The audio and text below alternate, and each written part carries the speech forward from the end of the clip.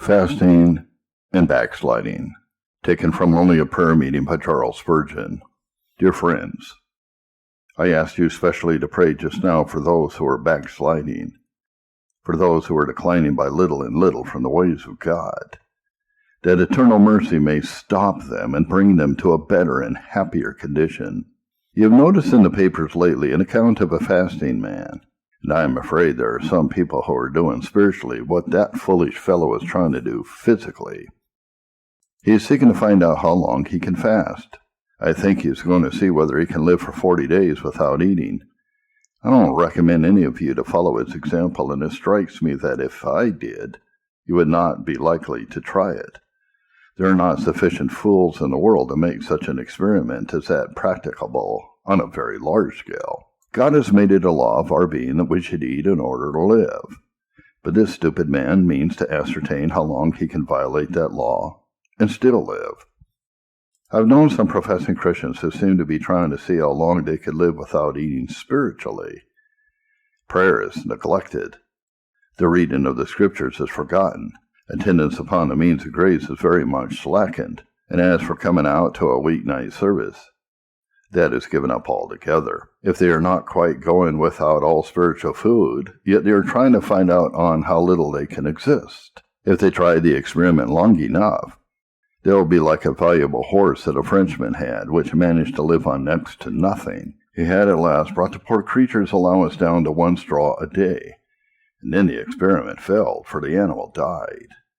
Some professors have got down to 1 service on the Sunday as their spiritual food for the whole week.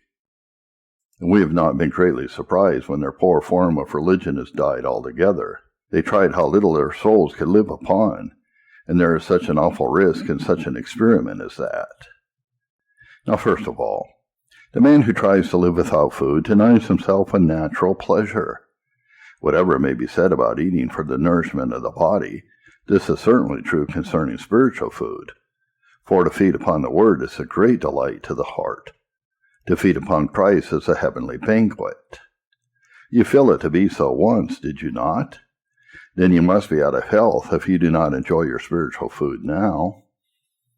If you cannot eat, you take it as a sure token that there is something wrong with you. The psalmist speaks of fools whose soul abhors all manner of meat.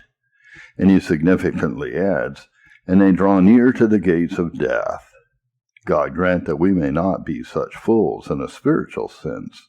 We're not surprised to learn that the fasting man is gradually losing weight. That might not be so great a calamity to anyone who is overburdened with flesh as I am, but it is a serious thing for most people to be losing weight.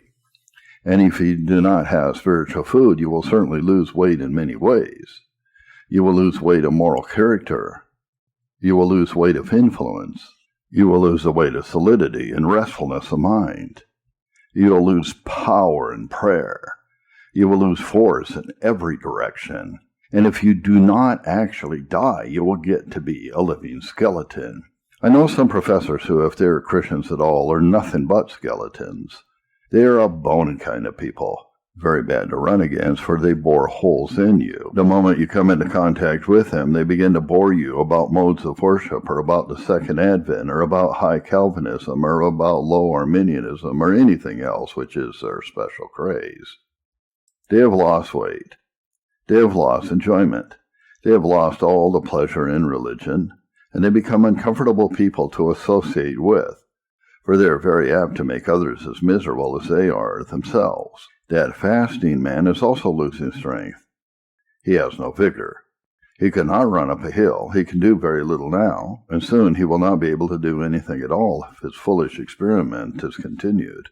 As for the man who does not feed spiritually, what can he do? What can be done by those professors who do not take spiritual food? Go and get a number of consumptives from Brompton Hospital and say to them, "Come along, you poor weak-kneed creatures, we're going to make a railway cutting. Here are the planks, and the picks, and the shovels. So set to work, and get the cutting made as fast as you can."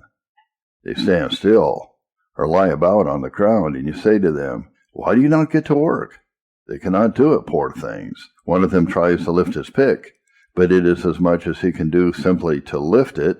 He could never use such a tool as that. Another takes hold of a spade and puts his foot on it, but there's no force in him, so we say to the whole lot of them, you'd better go back to the hospital. Now bring us a dozen young men. Tell them what you want done. Give them the picks and the shovels and the planks. See there, they seem to walk through the hill. They have tunneled it as if they had simply threaded a needle.